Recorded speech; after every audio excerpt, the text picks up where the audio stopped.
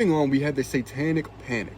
During the 1980s, the United States experienced a moral panic where parents, religious groups, police departments, and even daytime talk shows became genuinely convinced that there was a nationwide network of satanic cults kidnapping and sacrificing children. Dungeons and Dragons, heavy metal music, and horror movies were blamed for corrupting the youth. We can actually see Stranger Things nod to this in the very first scene with Eddie, where he's reading an article talking about Dungeons and Dragons and how studies have linked violent behavior to the game and how the game promotes satanic worship.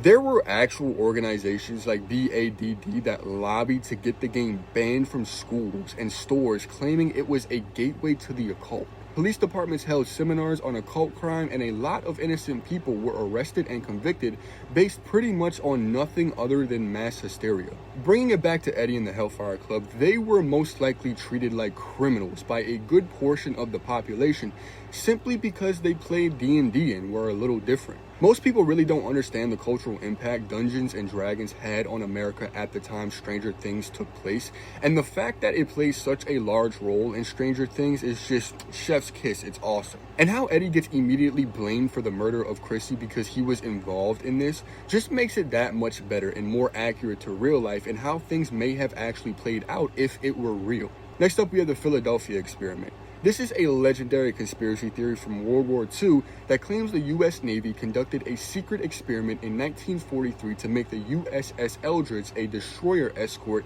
invisible to enemy radar. And according to the story, the experiment worked, but the consequences were horrifying. Witnesses claim the ship was surrounded by a green fog and completely vanished, only to reappear moments later in Norfolk, Virginia, over 200 miles away before returning to Philadelphia. Only the crew aboard the vessel was not okay.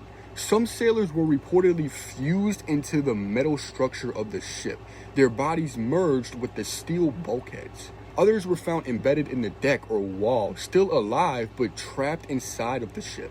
And some crew members just downright vanished entirely or suffered severe mental breakdowns. Some members were even said to have phased in and out of visibility for days after the experiment. The organic fused together look of the Mind Flayer's physical body in season 3 is most likely what these melted human bodies look like after fusing with the ship. I also believe in season 5 when Jonathan and Nancy were walking through Hawkins' lab and the Upside Down, when they see the soldiers in the goo type substance, this is what the victims may have very well looked like as well. And